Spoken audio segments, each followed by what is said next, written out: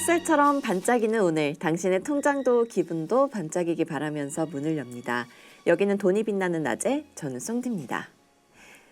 네, 1월 26일 코스닥 지수는 하루 만에 7% 넘게 상승하면서 1064포인트를 기록했습니다. 무려 4년 만에 처음 보는 레벨이었죠. 그래서 오늘은 천스탁 시대, 과거와 달라진 신뢰라는 제목의 리포트를 바탕으로 이번 코스닥 랠리가 단기 이벤트인지 아니면 정말 시대의 전환인지 정리해 보겠습니다.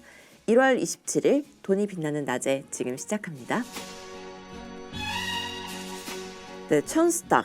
숫자보다 중요한 건 신뢰입니다. 이번 코스닥 급등을 단순히 단기 과열로만 보기는 어려운데요.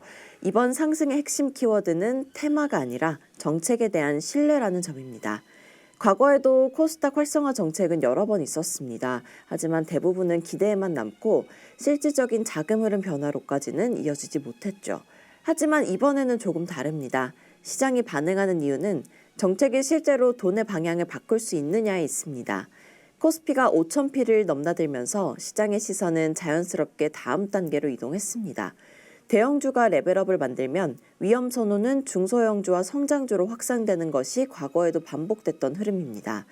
여기에 다음 목표는 코스닥이라는 메시지가 더해지면서 지수 레벨업 기대가 빠르게 반영됐습니다. 최근 정치권에서 디지털 자산을 활용해 코스닥 3,000을 논의하자라는 제안까지 나오면서 천스닥을 넘어 숫자 자체가 내러티브가 되는 국면이 형성됐습니다. 두 번째 요인으로는 정책 기대가 말이 아니라 구조로 바뀌었다는 겁니다. 이번은 랠리에서 가장 중요한 변화인데요. 예를 들어서 종합투자 계좌 논의에서는 고객 예탁금의 최대 25%를 스타트업과 벤처 등 모험 자본에 공급해야 한다는 구체적인 조건이 제시됐습니다. 세 번째 요인 살펴보겠습니다. 원화 강세 환경입니다. 금리 환경만 보면 지금이 코스닥에 우호적이라고 말하기는 어렵습니다. 장기 금리는 여전히 부담스러운데요. 그럼에도 불구하고 원화 강세 압력은 코스닥의 분명한 우호 요인입니다. 역사적으로 금리 인하기, 원화 강세 국면에서 코스닥 지수는 월 평균 0.7% 상승했습니다. 특히 1997년에서 2025년까지의 데이터를 보면요. 1월 효과 역시 여전히 유효합니다. 코스닥의 1월 평균 수익률은 2.69%였습니다. 다만 아직 확인해야 될 과제도 있습니다.